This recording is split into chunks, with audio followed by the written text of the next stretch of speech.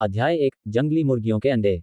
भारती देवी अपने भारी शरीर को झुकाकर घास काट रही थी। तभी उनकी नज़र कुछ ही दूरी पर जंगली मुर्गियों के एक घोंसले पर पड़ी। उनकी आंखों में चमक आ गई। वह ध्यान से टीले की तरफ बढ़ी। उनकी चाल धीमी और मुश्किल थी क्योंकि वह 9 महीने की गर्भवती थी और बच्चे के जन्म का समय नज़दीक था। बच्चे के जन्म के बाद 1 महीने तक वह घर से बाहर नहीं जा सकती थी, इसलिए घर में चूल्हा जलाने के लिए लकड़ी का इंतजाम करना बहुत ज़रूरी था। उनकी सास, जिसे वे अभी भी याद कर रही थी, सुबह सुबह ही गांव की दूसरी औरत के घर चली गई थी, क्योंकि उस औरत के यहाँ एक लड़का पैदा हुआ था। तुम जो सिर्फ बोझ पैदा करती हो, तुम्हें क्या खास बना दूं? अगर घर में लकड़ी नहीं है तो दिन में 2 बार जाकर लकड़ी काटो। भारती देवी चुपचाप बात मानकर पहाड़ पर घास काटने चली गईं, जबकि उनके प्रसव का समय बहुत नजदीक था। घास काटते काटते उन्हें झाड़ियों में जंगली मुर्गियों के अंडे दिखे।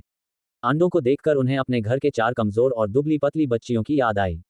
उन्होंने अंडे उठाने के लिए हाथ बढ़ाया और एक ऐसी जगह से गुजरी जहां एक ततैया का छत्ता था। भन भन भन। भारती देवी ने सिर पर रखी पुआल की टोपी से ततैयों को भगाने की कोशिश की। उनकी हरकतें उन छोटे छोटे कीड़ों जितनी तेज नहीं थीं, और उनके चेहरे और हाथों पर ततैयों ने डंक मार दिया। डंक लगने के बाद भी उन्होंने ध्यान से जंगली अंडों को एक कपड़े के थैले में रखा और उन ततैयों के छत्ते को हटाया जो उनके चारों तरफ भिनभिना रहे थे और धीरे धीरे पहाड़ी से नीचे उतरने लगीं।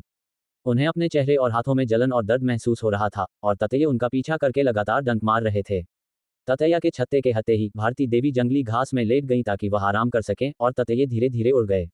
उनके चेहरे पर बहुत ज्यादा दर्द और जलन थी और उनके हाथ सूज गए थे और उनमें कोई हलचल नहीं थी।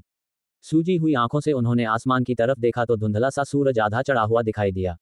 उन्होंने घास के 2 बड़े बड़े बंडल बांधे और एक डंडे पर रखकर लगभग 35-40 किलो लकड़ी अपने कंधे पर रखी। एक कदम ऊंचा और एक कदम नीचा, वह मुश्किल से चलती हुई गांव वापस आ रही थी।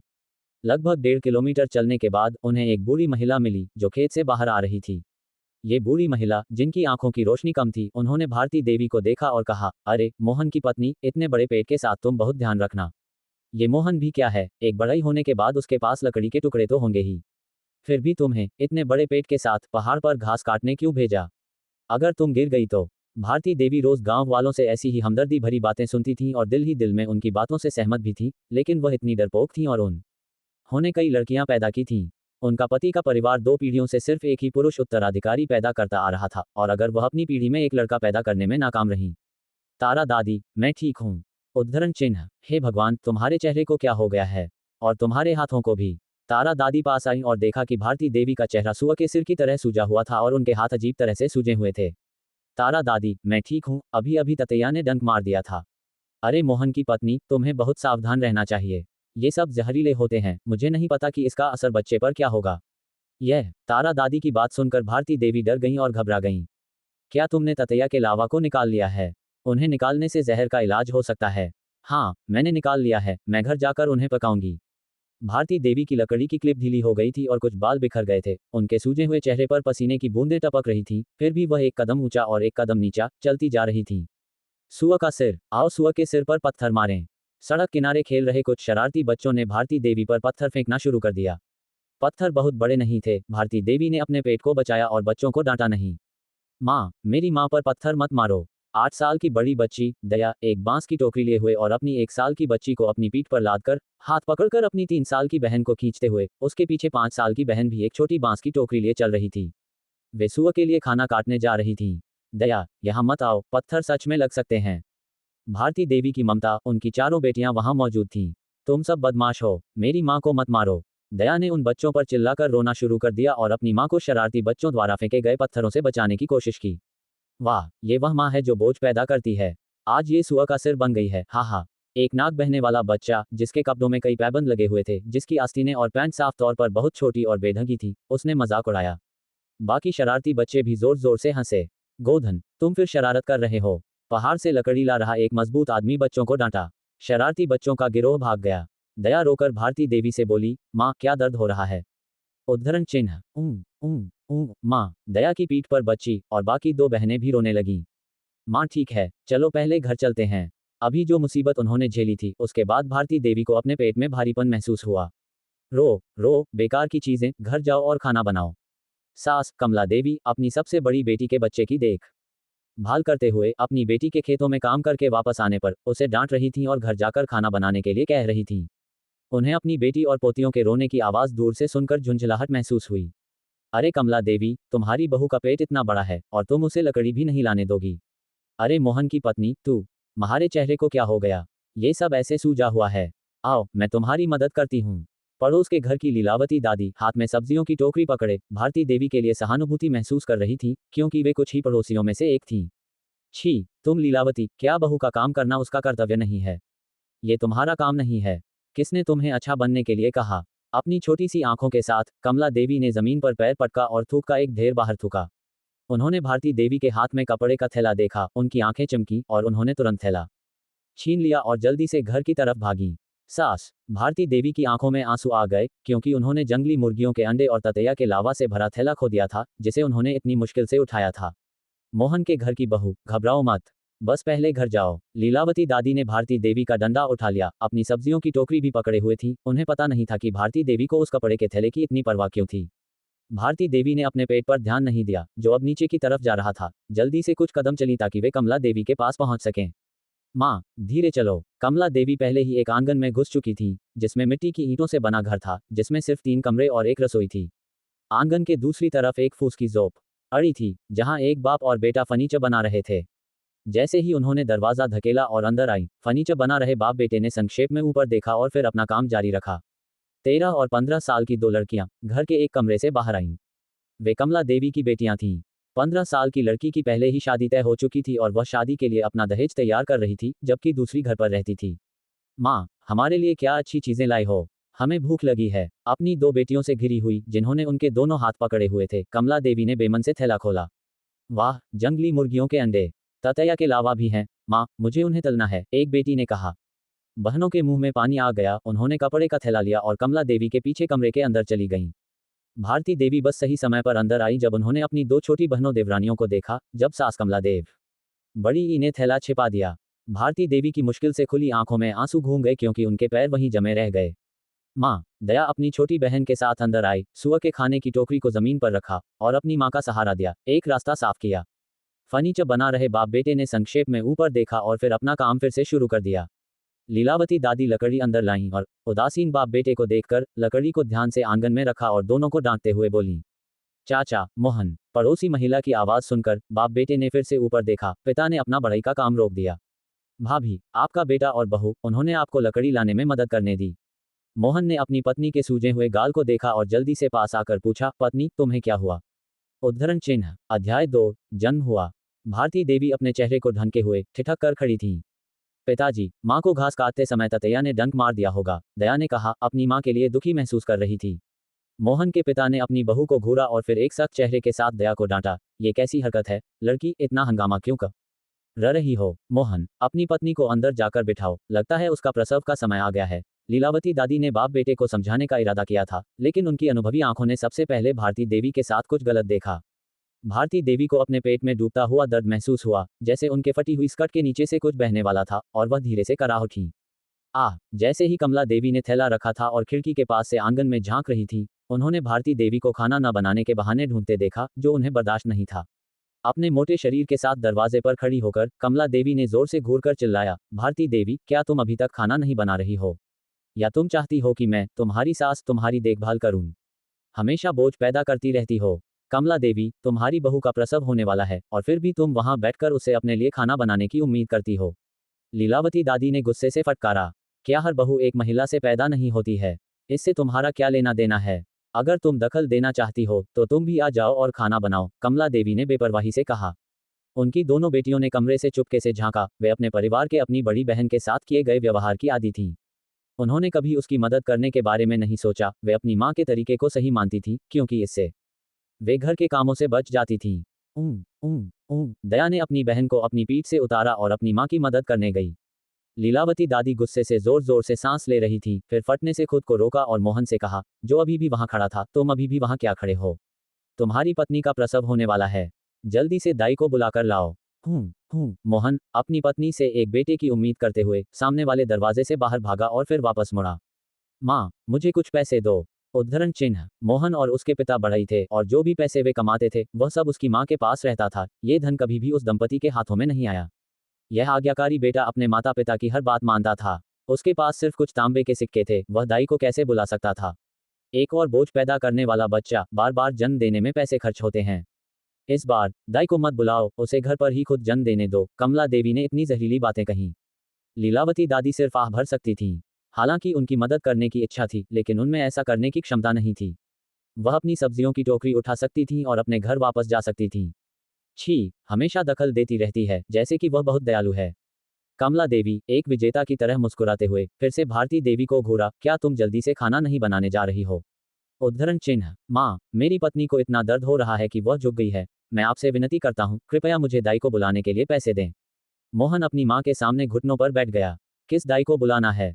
तुम्हारे और तुम्हारे पिता के बढ़ईगिरी से कमाए गए सारे पैसे उस पर खर्च होते हैं, बोझ पैदा करने वाले बच्चों को जन्म देने में। सास भारती देवी जानती थी कि जन्म देना मौत के दरवाजे से गुजरने जैसा है और दया की भीख मांगना चाहती थी, लेकिन दर्द ने उन्हें बोलने नहीं दिया। दादी, मैं आपसे विनती करती हूँ, कृपया मेरी माँ के लिए जल्दी से दाई बुला कर लाओ। दया घुटनों पर बैठ गई।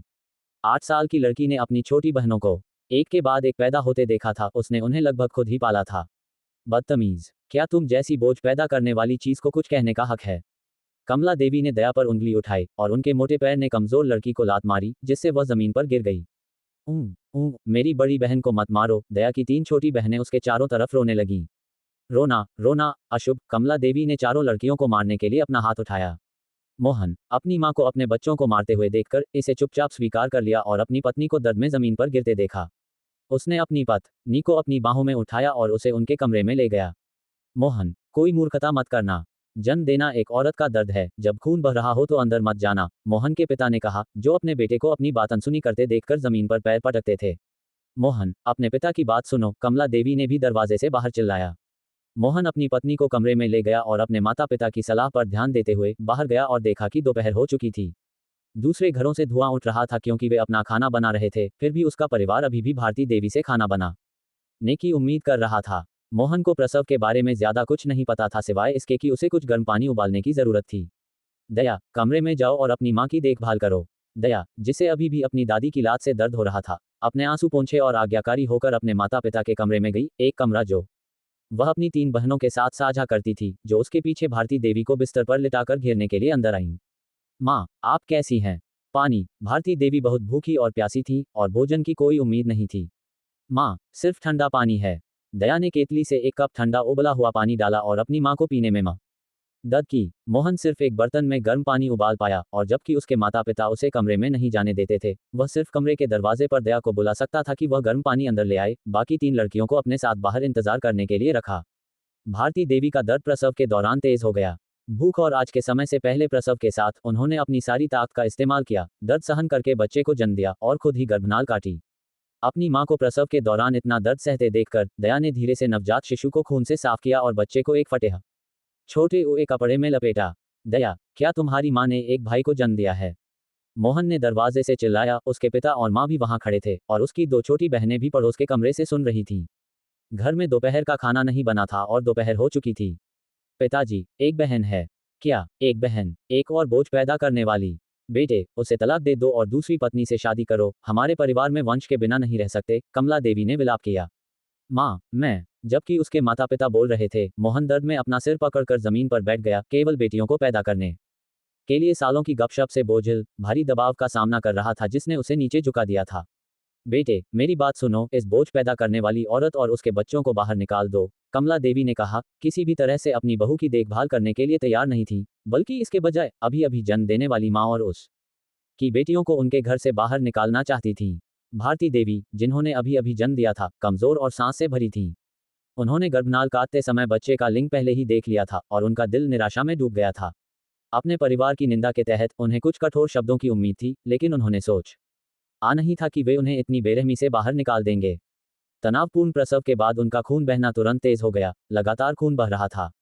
डर में नवजात शिशु को पकड़े हुए दया ने सोचा कि अगर एक भाई होता तो उनकी दुर्दशा आसान हो सकती थी। उसने फिर से अपनी मां के कठोर व्यवहार का सामना किया, उसका छोटा दिमाग कांप रहा था। ये तभी हुआ जब खून की गंध तेज हुई और उसने अपनी मां को बेहोश होते देखा कि उसने बच्चे को अपनी मां के पास रखा और उसे हिलाया। मां, क्या हुआ? कृपया उठो। दया, भयभीत, अपनी मां को जगा नहीं सकी और लगातार खून बहते देखकर घबराकर दरवाजा धकेला और बाहर भागी। पिताजी, बहुत बुरा हुआ है, मां का बहुत खून बह रहा है। अपनी बेटी की बात सुनकर मोहन ने फिर से अपना सिर उठाया। उसकी बेटी के हाथों पर ताज़ा खून देखकर उसका दिल धड़कना बंद हो गया और वह मदद के लिए कमला देवी से पूछने के लिए घुटनों पर बैठ गया। माँ, डॉक्टर को बुलाने के लिए पैसे दो। प्रसव में खून बहना स्वाभाविक है, कौन सी औरत इससे नहीं गुजरती। कौन सा डॉक्टर, छी। घर का पैसा तुम्हारी बहन के दहेज के लिए है। कमला देवी ने लापरवाही से अपनी आंखें घुमाई, उनका पेट गुर्राया क्योंकि उन्होंने भारती देवी के कमरे को घूरा। निश्चित रूप से यहाँ कहानी का रूपांतरण पॉकेट नॉवेल के अंदाज में भारतीय नामों और जगहों के साथ प्रस्तुत है, जिसमें अनावश्यक सामग्री हटा दी गई है। अध्याय 3, माँ को बचाना। अंदर के कमरे में दो बहनें, रानी और सपना, जो जासूसी कर रही थीं, उन्होंने अपनी माँ कमला देवी से बात की। माँ, आप सही कह रही हैं, दहेज के पैसे के बिना हम डॉक्टर को नहीं बुला सकते। हाँ माँ, मुझे भूख लगी है। हमें कुछ स्वादिष्ट जंगली मुर्गियों के अंडे खाने चाहिए, सपना ने कहा। कमला देवी झुंझलाहट में अपनी मोटी देह मोड़कर भारती देवी के कमरे की तरफ एक और घूर कर देखा। एक बेकार की चीज को जन्म दिया और अब इस बुढ़िया को खुद ही खाना बनाना पड़ेगा। अपने पिता को डॉक्टर को न बुलाते देखकर घबराकर दया आंगन से बाहर भागी। उसे एक पड़ोसी से मदद लेनी थी और सबसे पहले उसे लीलावती दादी की याद आई, जिन्होंने पहले उनकी मदद की थी। भारती देवी कमरे में बेहोश पड़ी थी। बच्चे को जन्म देने से उनका पीला चेहरा धीरे धीरे एक हल्के बैंगनी रंग में बदल रहा था और उनकी नब्ज हर पल कमजोर होती जा रही थी। ततैया के डंक से सूजा हुआ उनका चेहरा और हाथ धीरे धीरे ठीक हो रहे थे। कमरे में खून की बदबू तेज होती जा रही थी और उनकी बगल में एक फटे हुए कपड़े में लिपटी बच्ची अपने हाथ पैर हिला रही थी, जैसे कि उसे अपनी मां पर आने वाले खतरे का एहसास हो गया हो। बच्ची, जो जन्म के बाद से रोई नहीं थी, वह अपनी बड़ी बड़ी आंखों से देख रही थी, बोलना चाहती थी लेकिन बस आह आह की आवाजें निकाल पा रही थी। तनुषी को अपनी किस्मत पर बहुत गुस्सा आ रहा था। अभी कुछ देर पहले वह अपनी लग्जरी कार चलाकर मजे ले रही थी, तभी बदकिस्मती से वह रेलिंग से टकरा गई। अगले ही पल वह एक बच्ची के रूप में जागी। अपने छोटे से दिमाग पर जोर डालकर उसे स्थिति अजीब तरह से परिचित लगी। हालांकि उसने कभी उपन्यास नहीं पढ़े थे, लेकिन वह अपनी सबसे अच्छी दोस्त से प्रभावित थी, जिसने दावा किया था कि ऑनलाइन कहानियां पढ़ने में मजेदार होती हैं। उसने एक नॉवेल पढ़ने वाला ऐप खोला था और गलती से एक खेती बाड़ी के जीवन की कहानी पर क्लिक कर दिया था। कहानी के दूसरे और तीसरे अध्याय में इस पूरी घटना का वर्णन था, जहां उसकी मां प्रसव के दौरान अत्यधिक खून बहने से मर जाती है और उसके पिता एक सौतेली मां से दोबारा शादी कर लेते हैं। सौतेली मां शब्द उसे बहुत बुरा लगता था। अपनी मां की मौत के बाद उसके अमीर पिता ने उसके लिए एक सौतेली मां लाई थी, जो रोज उससे ठंडे लहजे में बात करती थी और अपनी एक बड़ी बेटी को भी साथ लाई थी। वे हमेशा झगड़ा करते थे और उसके पिता हमेशा अपनी नई पत्नी और उसकी बेटी का पक्ष लेते थे। नहीं, उसे अपनी मां को बचाने का कोई तरीका ढूंढना था। न तो वह चल सकती थी और न ही बोल सकती थी, और परिवार इतना गरीब था, वह अपनी मां को मरने नहीं दे सकती थी। अचानक उसे याद आया कि उसके पास एक खाली जगह है। अपने पिछले जीवन में वह एक अमीर परिवार में पैदा हुई थी, जहां उसके आध्यात्मिक जल स्रोत को एक स्विमिंग पूल की तरह माना जाता था। वह अपने खाली समय में वहां तैरती थी और कभी भी उस जगह का इस्तेमाल पैसे कमाने के लिए नहीं करती थी। आध्यात्मिक जल स्रोत के बारे में सोचते हुए तनुषी ने अपने छोटे हाथों को फड़फड़ाने की कोशिश की। उसे महसूस हुआ कि वे उसकी मां के चेहरे को छू रहे हैं। उसने अपनी उंगली की नोक से कुछ बूंद आध्यात्मिक जल स्रोत की निकाली, उन्हें अपनी मां के मुंह में टपकाया। अपने छोटे से शरीर से उसे अपनी मां को एक कप भर आध्यात्मिक जल स्रोत पिलाने के लिए 9 बैलों की ताक लगाने जैसा महसूस हुआ।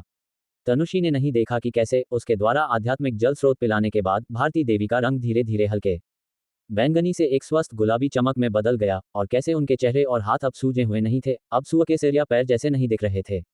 डॉट डॉट डॉट चिंता में दया ने पड़ोसी के आंगन का दरवाजा धकेला। उसने देखा कि उनका परिवार खाना खा रहा था। उसके पेट में तेजी से गुर्राने की आवाज आई। वह अपने पड़ोसी की मेज पर खान आ देखकर लार टपकाने से खुद को रोक नहीं पाए। लीलावती दादी के परिवार में शकरकंद की एक थाली, हरी सब्जियों की एक थाली, नमकीन मछली का एक पकवान था और वे सभी अपने हाथों में बाजरे की खिचड़ी का एक एक कटोरा पकड़े हुए थे। दया के आने पर लीलावती दादी के परिवार ने उसे अपना खाना बांटने के लिए नहीं कहा, क्योंकि वे भी ज्यादा अमीर नहीं थे। अपनी भूख को रोकते हुए दया ने एक आंसू पोंछा और लीलावती दादी से कहा, दादी, मेरी माँ को मेरी छोटी बहन को जन्म देने के बाद बहुत खून बह रहा है। यह एक और लड़की पैदा हुई। लीलावती दादी के घर के लोगों ने फुसफुसाया। माँ, उनके मामलों में दखल मत दो। लीलावती दादी की बहू, जिसे भारती देवी का डरपोक स्वभाव हमेशा नापसंद था, उसे उसके लिए सहानुभूति तो थी, लेकिन कमला देवी से घृणा भी थी। ज्यादा खून बहना जीवन और मृत्यु का मामला है। हम पड़ोसी हैं, हमें जाकर उन्हें देखना चाहिए। यह एक इंसान की जिंदगी है। लीलावती दादी बेचैन महसूस कर रही थी, यह मानते हुए कि उन्होंने उस बेचारी औरत को बचाने के लिए काफी कुछ नहीं किया था। लीलावती दादी ने जाने के लिए हाँ कहा और उनके पति ने उन्हें घर से कुछ अंडे ले जाने के लिए कहा ताकि भारती देवी को पोषण मिल सके। धन्यवाद चाचा और चाची, अंडे लाने की जरूरत नहीं है। अगर आप लाते भी हैं तो मेरी माँ उन्हें खा नहीं पाएगी। दया के छोटे दिल में उसे उम्मीद थी कि उसकी माँ ताकत वापस पाने के लिए अंडे खा सकती हैं। उसकी माँ लगातार बहनों को जन्म देती रही और रिश्तेदारों और दोस्तों द्वारा लाए गए सभी अंडे और मुर्गियां, यहाँ तक कि उसकी दादी के भी, कभी उसकी माँ के पेट में नहीं पहुंचे। दया ठीक ठीक जानती थी कि वे किसके पेट में जाते थे। ठीक है, जरूरी बात यह है कि जाओ और डॉक्टर को बुलाओ। लीलावती दादी अपने कमरे में वापस गईं ताकि अपनी संदूक के नीचे से पैसे निकाल सकें। दया की चिंतित दशा में वह बगल के घर की तरफ भागी। खून की भारी गंध आंगन के खुले दरवाजे से भी महसूस की जा सकती थी। मोहन कमरे के दरवाजे पर खड़ा था। उसके पिता अभी भी लकड़ी के काम में लगे थे। रसोई से धुआं निकल रहा था और दो युवा महिलाएं अपने कमरों की खिड़कियों से झांक रही थीं। मोहन, तुम्हारी पत्नी का बहुत खून बह रहा है, तुम्हें डॉक्टर को बुलाने की जरूरत है, किसी ने कहा। लीलावती दादी, मेरे पास पैसे नहीं हैं, मोहन ने सिर नीचे झुकाए हुए मुट्ठी भींचकर कहा। भाभी, हमारे पारिवारिक मामलों में दखल मत दो। मोहन के पिता ने खून की गंध वाले कमरे को तिरस्कारपूर्वक देखा। लीलावती दादी के आने से चिढ़े हुए थे। मूर्ख, तुम सब, यह एक इंसान की जिंदगी है, क्या तुम्हें मुकदमे का सामना करने से डर नहीं लगता? कमला देवी रसोई से बाहर आई। उनका मोटा शरीर दरवाजे तक तेजी से पहुंचा। उन्होंने लीलावती दादी की तरफ जहर उगलते हुए उंगली उठाई और थूका। तुम्हारी हिम्मत कैसे हुई, लीलावती? क्या पहले ही काफी लोग प्रसव में नहीं मरे हैं? इसके अलावा ये बस एक है जो केवल बोझ पैदा करने वाले बच्चों को जन्म देती है। मर जाए तो बेहतर, हमें उसकी जगह पर कब्जा करने से बचाएगी। मैं अभी भी अपने बेटे के लिए एक लड़के की उम्मीद करती हूँ ताकि वह परिवार की परंपरा को आगे बढ़ा सके। तुम अच्छा बनने का ढोंग करती हो, लेकिन ये सिर्फ हवा है। तुम डॉक्टर को बुलाने क्यों नहीं जाती? तुम एक सास होने के नाते तुम्हें कम से कम अंदर जाकर देखना चाहिए। तुम एक बच्चे को प्रसव वाली औरत की देखभाल करने कैसे दे सकती हो? छी, वह केवल बोझ पैदा करने वाले बच्चों को जन्म देती है और तुम मुझसे उम्मीद करती हो कि मैं उसकी देखभाल करूं। सपनों में दया ने उनके झगड़े को नजरअंदाज कर दिया। उसका दिमाग चिंता से भरा था क्योंकि वह आगे कमरे में दौड़ी। आखिरकार दया सिर्फ एक 8 साल की लड़की थी और अपनी मां के रंग में सुधार नहीं देख सकती थी। ये सोचकर कि उसकी मां, जो बिना आवाज किए गहरी नींद में सो रही थी, मर गई है, वह उसे हिलाकर चिल्लाई, मां उठो। भारती देवी की बगल में छोटी बच्ची लेटी थी। उसने अभी अभी अपनी मां को आध्यात्मिक जल स्रोत पिलाया था और थोड़ी थक गई थी। बच्ची, जो अभी अभी सोई थी, दया के हंगामे से जाग गई और अपनी बड़ी बहन को बताना चाहती थी कि उनकी मां मरी नहीं है, लेकिन जो आवाज निकली वह सिर्फ आह आह आह थी। दया का रोना सुनकर लीलावती दादी, जो बाहर परिवार के साथ तर्क करने की कोशिश कर रही थी, खून की गंध से भरे कमरे में तेजी से आईं। लीलावती, अगर तुम अंदर गई और वह व्यक्ति मर गया है तो तुम्हें मुकदमे का सामना करना पड़ेगा, कमला देवी ने रसोई के दरवाजे से जोर से चिल्लाया। कमला देवी की बात सुनकर लीलावती दादी ने दरवाजे के अंदर कदम रखते हुए एक पल के लिए हिचकिचाया। डर गई है ना? तुम हमारे पारिवारिक मामलों में दखल देती हो, इतनी ज्यादा ताक झांक करती हो। कमला देवी की आवाज में अहंकार भरा हुआ था। लीलावती दादी ने दृढ़ता से अंदर चली गईं, घुटने टेककर रो रही दया को उठाया और भारती देवी की जांच की। सड़ी हुई बिस्तर की चादरें खून में लथपथ थीं, फिर भी भारती देवी का रंग गंभीर रूप से बीमार लोगों की तरह भयानक बैंगनी सफेद नहीं था, बल्कि एक सामान्य व्यक्ति की स्वस्थ चमक थी। लीलावती दादी ने सोचा कि यह उनका आखिरी प्रयास हो सकता है और उन्होंने उनकी नाक पर उनकी सांस की जांच करने के लिए हाथ बढ़ाया। उन्होंने भारती देवी के चेहरे से पसीना पोंछने के लिए एक पुराना रुमाल निकाला और रो रही दया से कहा, तुम्हारी माँ ठीक है, वह बस सो रही है। सच में, मेरी माँ नहीं मरी। दया का चेहरा आंसुओं भरी मुस्कान के साथ चमक उठा। अपनी माँ को देखकर, जिनकी सूजन कम हो गई थी और जिनका पहले का चोट वाला रंग गुलाबी हो गया था, पहले से भी बेहतर, उनका छोटा दिल आगे नहीं सोचा। बस ये जानकर कि उनकी माँ ठीक है, उन्हें खुशी हुई। हाँ, भारती देवी का समय अभी समाप्त नहीं हुआ है। दादी तुम्हारी माँ को साफ करने में मदद करेगी, लीलावती दादी ने उसे आश्वस्त किया। लीलावती दादी को अंदर बहुत अजीब लगा। ततैया के डंक से सुअर जैसा सूजा हुआ चेहरा इतनी तेजी से कम हो गया था और उनका रंग गुलाबी था, बिल्कुल भी किसी ऐसे व्यक्ति की तरह नहीं था जिस ने अभी अभी जन्म दिया हो और बहुत खून खोया हो, जो एक व्यक्ति को पीला कर देता है। इसे भारती देवी की अच्छी किस्मत और मजबूत जीवन के रूप में देखकर लीलावती दादी ने एक बेसिन से गर्म पानी में एक फटा हुआ रुमाल निकाला ताकि भारती देवी के मैले शरीर को साफ किया जा सके। उन्होंने गंदी फटी हुई चादरें उठाईं, उन्हें साफ कपड़ों और पुरानी बिस्तर की चादरों से बदल दिया ताकि भारती देवी आराम कर सकें। दया ने अपनी छोटी बहन को उठाया, जिसकी नजरें लीलावती दादी की हरकतों पर टिकी रहीं। नन्हे दिल ने खामोशी में अचरज किया कि इस दुनिया में सच में अच्छे लोग मौजूद हैं। अध्याय 4, दुर्व्यवहार। लीलावती दादी ने गर्भवती महिला को ठीक किया और अपने बुढ़ापे, झुर्रियों वाले हाथों से नवजात के सिर को धीरे से छुआ जो फटे हुए कपड़े में लिपटा हुआ था। उसके काले बाल छूने में नर्म थे। बच्ची, अपनी आंखों को चौड़ा करके उन पर मुस्कुराती हुई लग रही थी। उन्होंने कहा, नन्ही, तुम एक वरदान लाने वाली हो, मुझे उम्मीद है कि तुम हमारे लिए एक भाई ला सकती हो। फिर उन्होंने दया को अपनी माँ और बहन की देखभाल करने का निर्देश दिया और कमरे से चुपचाप निकल गईं। इन लोगों से बहुत निराश महसूस कर रही थीं। लीलावती चाची, मेरी पत्नी, वह। लीलावती दादी रुक गईं और मोहन को ध्यान से घूर कर देखा, जिसमें अभी भी थोड़ी सी अंतरात्मा बाकी थी। लीलावती, तुम मत जाओ, अंदर वाला आदमी मर गया है और ये तुम्हारी गलती है।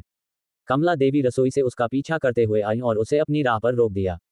चाचा, लीलावती दादी ने एक तिरस्कारपूर्ण नजर डाली मोहन के पिता को देखकर, जो अभी भी फूस की झोपड़ी में बढ़ई का काम करने के मूड में थे, घर की गंभीर स्थिति के बावजूद।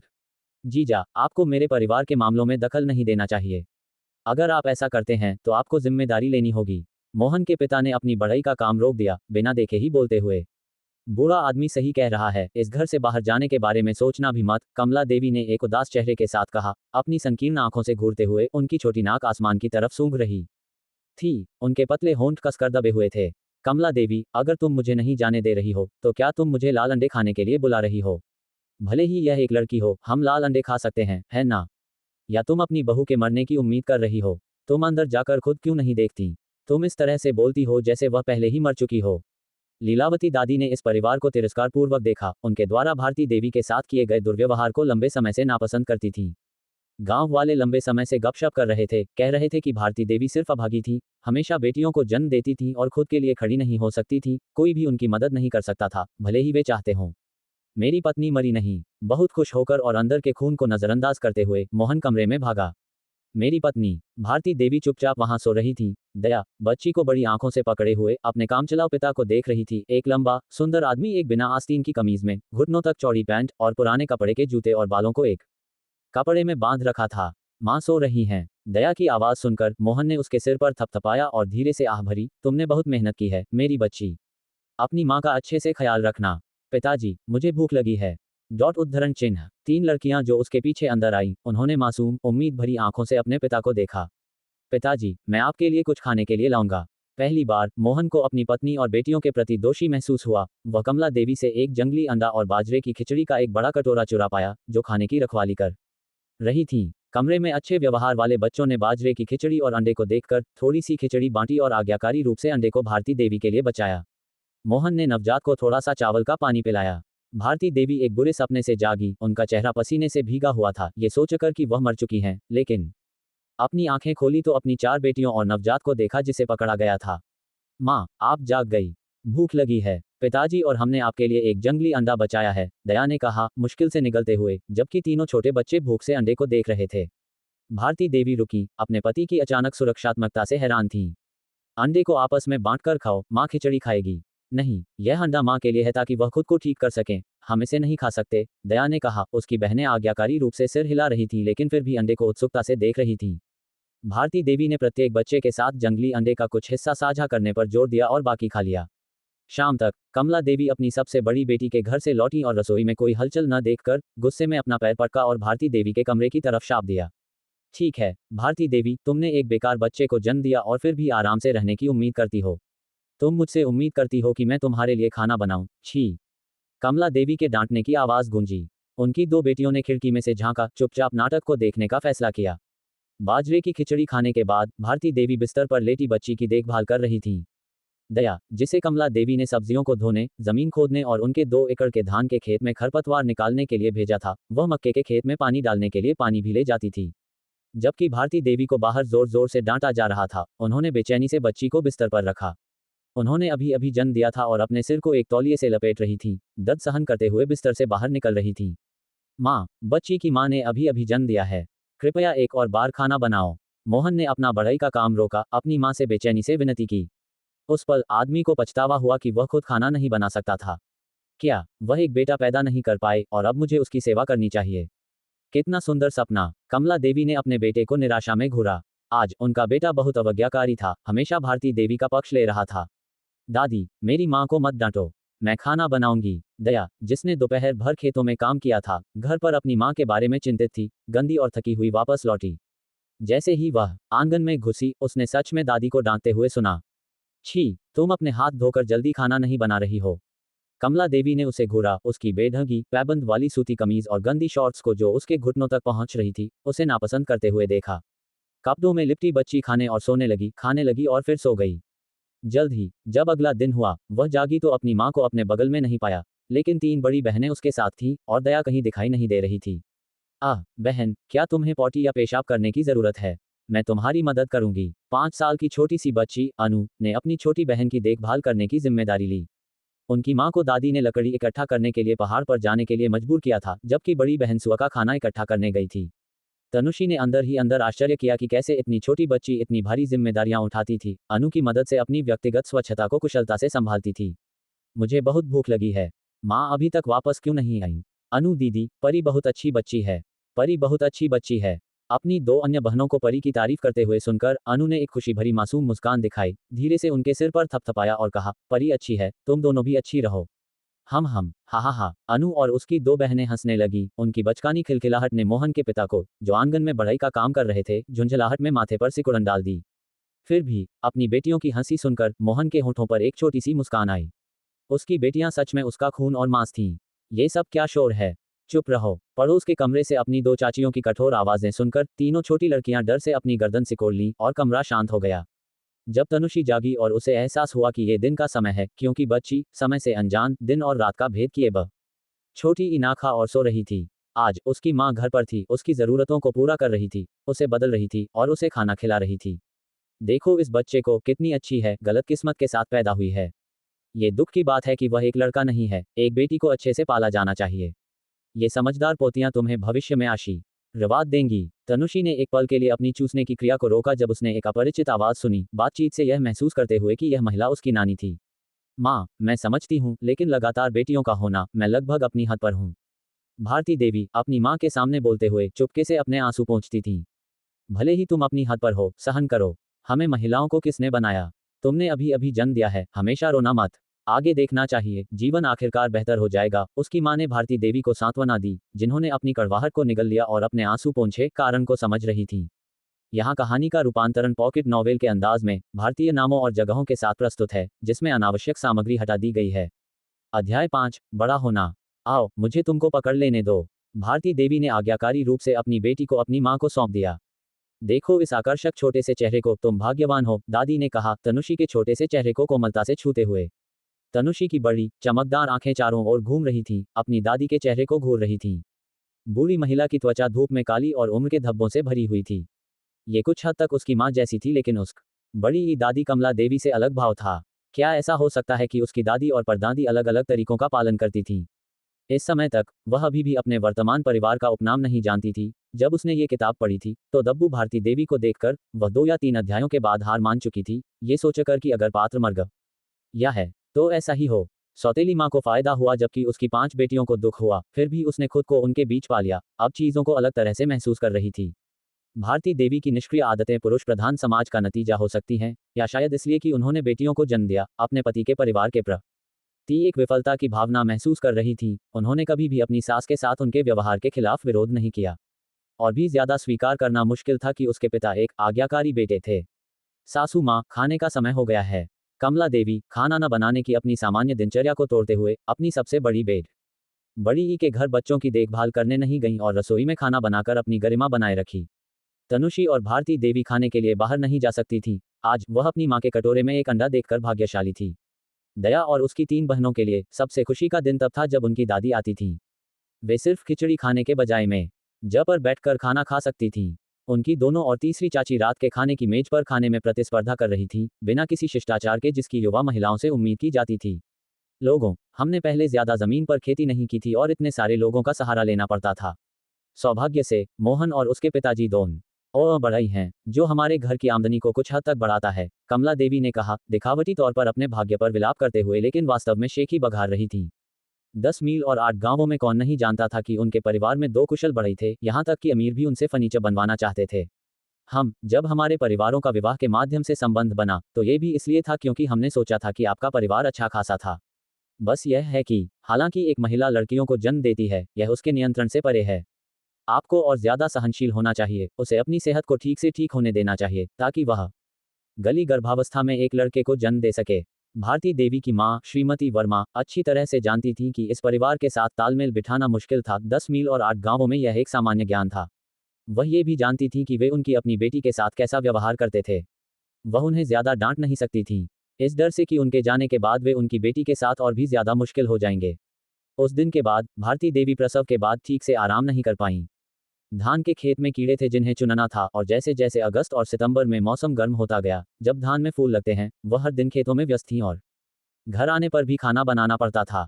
अच्छे मौसम के दौरान उन्हें लकड़ी भी लानी पड़ती थी। तनुषी बढ़ती रही और रात में वह कुछ और बार खाना खा सकती थी। दिन के दौरान वह सिर्फ उम्मीद से भारती देवी के घर लौटने का इंतजार कर सकती थी। भारती देवी के दूध के अलावा उसके पास खाने के लिए कुछ और नहीं था, उसे सिर्फ भूखा रहना पड़ता था। जन्म के बाद से उसने एक बार भी बिस्तर गीला नहीं किया था, न ही उसे डायपर की जरूरत थी, जिससे वह एक असाधारण रूप से आसान बच्ची बन गई थी जिसकी देखभाल करना आसान था। भारती देवी को राहत मिली। उन्हें डायपर धोने की जरूरत नहीं थी और अनु सिर्फ 5 साल की उम्र में आसानी से अपनी छोटी बहन की देखभाल कर सकती थी। पलक झपकते ही 1 महीना बीत गया और भारती देवी की बच्ची ने अपना 1 महीने का पड़ाव पूरा कर लिया। जश्न मनाने के लिए लाल अंडे तो दूर की बात, मासिक दावत भी नहीं थी। हर बार जब वह काम पर बाहर जाती थी तो उसका सामना गांव के लोगों या पड़ोसियों से होता था। वे दयालुता से उसे सलाह देते थे कि जन्म देने के तुरंत बाद ठंडे पानी को न छुए या ठंडी हवा में काम करने के लिए बाहर न जाए। भारती देवी उनकी बातें सुनकर सिर्फ एक दुख भरी मुस्कान दे सकती थी। अगर वह हवा में काम करने या ठंडे पानी को छूने से बच सकती थी तो वह घर पर आराम से रह रही होती, जैसा कि उनकी सास ने कहा था। लेकिन उन्होंने वह शब्द कितनी बार सुना था उन्हें अब याद नहीं था। जब भारती देवी बाहर से काम करके लौटी तो उन्होंने आंगन में एक बगी देखी। उनके परिवार में ऐसे अमीर मेहमान कब आने लगे? उन्होंने अनुमान लगाया कि यह उनके पति की बधाईगिरी के लिए आया था। फूस की झोपड़ी के दूसरी तरफ एक अजनबी मोहन और उसके पिता के साथ चाय पी रहा था। जैसे ही वे दोपहर का खाना बनाने वाले थे उन्होंने लकड़ी के फर्नीचर से सुसज्जित रहने वाले कमरे में बैठे एक मेहमान को देखा। मेहमान 50 साल के आसपास की एक बूढ़ी महिला थी जो एक अलंकृत लिबास और घाघरे में सजी हुई थी। उसके बालों में एक सुनहरी पिन थी, उसके बाएं हाथ की कलाई पर एक जैड का कंगन, दाएं पर चांदी और रसोने की बालियां थीं। वह रहने वाले कमरे में कमला देवी के साथ चाय पी रही थी। उसने भारती देवी को रहने वाले कमरे में आने का इशारा किया, उसे ऊपर से नीचे तक देखा और संतुष्टि के साथ सिर हिलाया। वह काफी अच्छी दिखती है। मुझे आश्चर्य है कि क्या उसके पास पर्याप्त दूध है। उद्धरण चिन्ह। बहुत। घर में बच्चों को कुछ और खाने की जरूरत नहीं है, वे सब उसके दूध पर पले हैं। कमला देवी की लालची आंखें उनके हाथ में जल्द ही आने वाली चांदी की सोच पर चमक उठी। भारती देवी का एक दाई बनना मतलब मासिक वेतन खेती किए बिना अनाज खरीदने के लिए काफी। क्या तुम राजी हो? बूढ़ी महिला ने भारती देवी से पूछा। क्या? भारती देवी ऐसी अमीर बूढ़ी महिला की उपस्थिति में अपना सिर नीचे झुकाए हुए हीन महसूस कर रही थी और समझ नहीं पाई कि उनका क्या मतलब था। हमारे जिले से एक अमीर बूढ़े आदमी सबसे अमीर मालिक हैं, बूढ़ी महिला ने कहा। हमारे पास एक छोटा मालिक है जो 2 साल का है और उसे एक दाई की जरूरत है। मुझे दूसरों द्वारा तुम्हारे बारे में बताया गया था। अपनी चीजें पैक करो और मेरे साथ चलो। तुम्हें 2 तोला मासिक वेतन मिलेगा, खाने और रहने की व्यवस्था के साथ, और मैं तुम्हें अच्छे कपड़े पहनाऊंगी। क्या मैं मना कर सकती हूँ? अगर मैं जाऊंगी तो मेरी बेटी का क्या होगा? भारती देवी को 2 तोला चांदी की कोई इच्छा नहीं थी, ये जानते हुए कि यह उनकी जेब में खत्म नहीं होगा। अगर वह एक दाई बनने जाती हैं तो सिर्फ उनकी गरीब बेटी को दुख होगा। सबसे छोटा बच्चा सिर्फ 1 महीने का था, वह उसे छोड़ने का दर्द कैसे सहन कर सकती थी? भारती देवी, मूर्ख मत बनो। 2 तोला चांदी, कमला देवी ने दबंग और आक्रामक तरीके से कहा। अपनी बहू को आदेश देने की आदी थी। बस साफ साफ कह दूं, वहां सख्त नियम है। अच्छा करो और तुम्हें इनाम मिलेगा, अगर नहीं तो सजा होगी। बूढ़ी महिला ने ध्यान से देखा, ये जानते हुए कि यह बहू इतनी ईमानदार और डरपोक थी, उस जैसी कोई उनके घर में ज्यादा आज्ञाकारी होगी। क्या मैं अपनी सबसे छोटी बेटी को अपने साथ ला सकती हूँ? भारती देवी जानती थी कि उनमें विरोध करने की कोई ताकत नहीं थी, लेकिन जमा करने से पहले बातचीत करने की उम्मीद थी। नहीं, युवा मालकिन ने मेरे जाने पर साफ कर दिया था, जैसा कि बूढ़ी मालकिन ने किया था।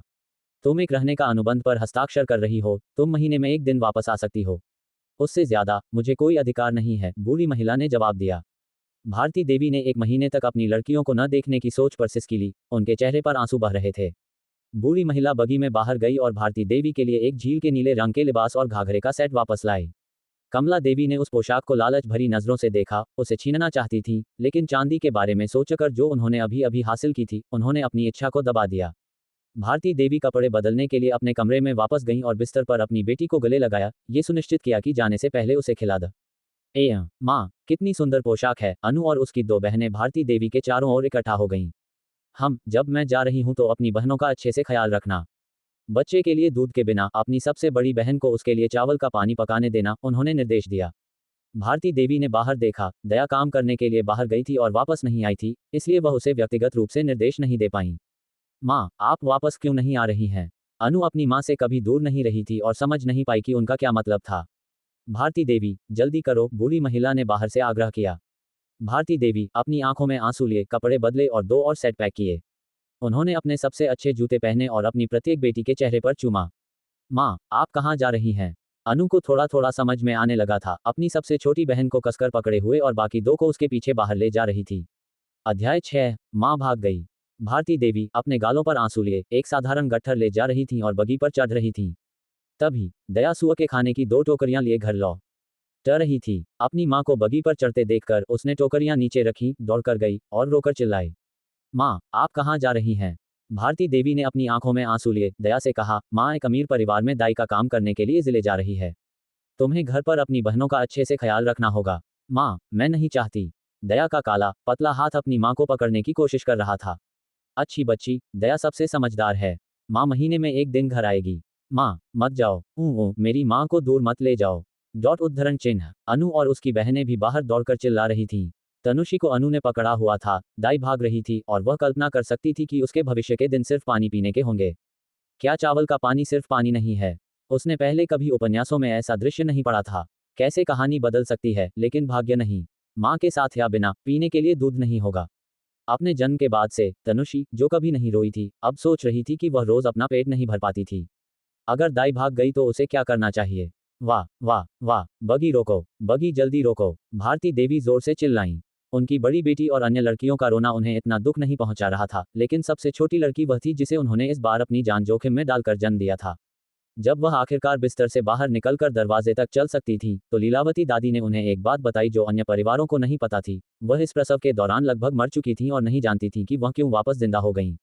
जैसा कि लीलावती दादी ने कहा था, सबसे छोटी लड़की एक भाग्यवान बच्ची थी और उसे अच्छे से पाला जाना चाहिए। उस पर ध्यान मत दो, जल्दी चलो। बूढ़ी महिला ने उसे पकड़ लिया और ड्राइवर को जल्दी करने का निर्देश दिया।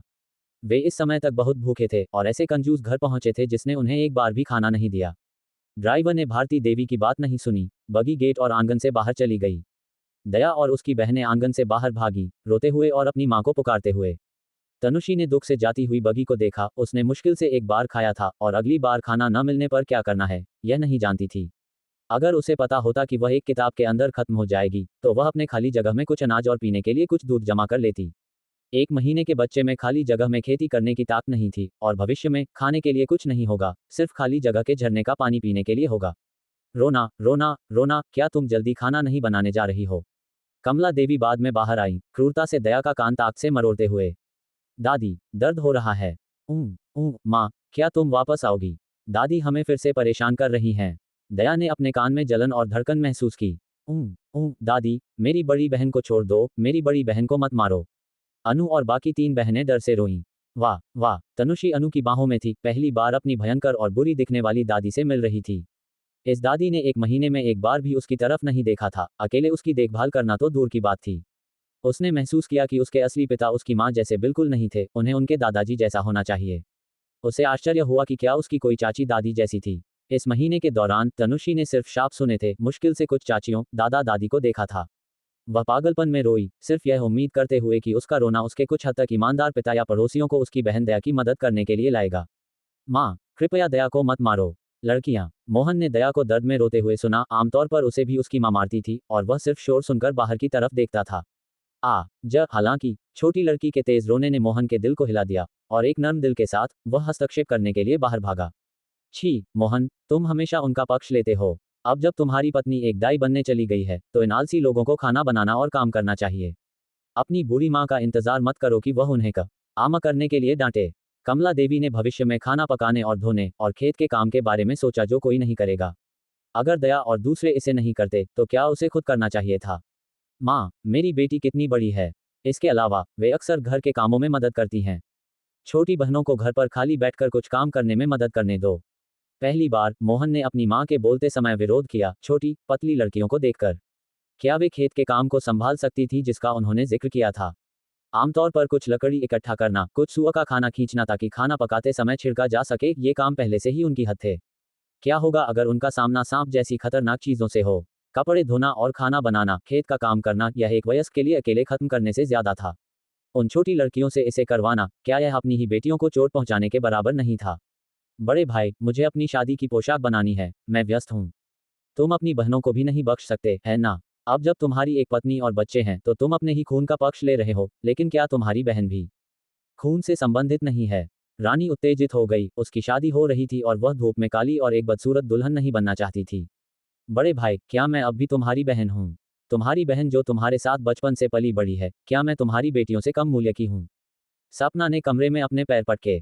जब से उसकी भाभी परिवार में शामिल हुई थी, उसने कभी कोई काम नहीं किया था। अपने दिन कढ़ाई में, रानी के साथ गपशप में, गर्मियों में गर्मी से राहत पाने और सर्दियों में ठंडी हवा से बचाने में बिताती थी। उसके नाजुक हाथ निश्चित रूप से अगर वह काम करती तो खुरदरे हो जाते, जो एक ऐसी महिला के लिए अनुपयुक्त था जो एक अमीर परिवार में शादी करेगी। वह खेत का काम कैसे कर सकती थी? मोहन, वे तुम्हारी बहनें हैं। अगर तुम इन बेकार के लोगों का पक्ष लेते रहोगे तो विश्वास करो या ना करो, मैं उन्हें बेच दूंगी।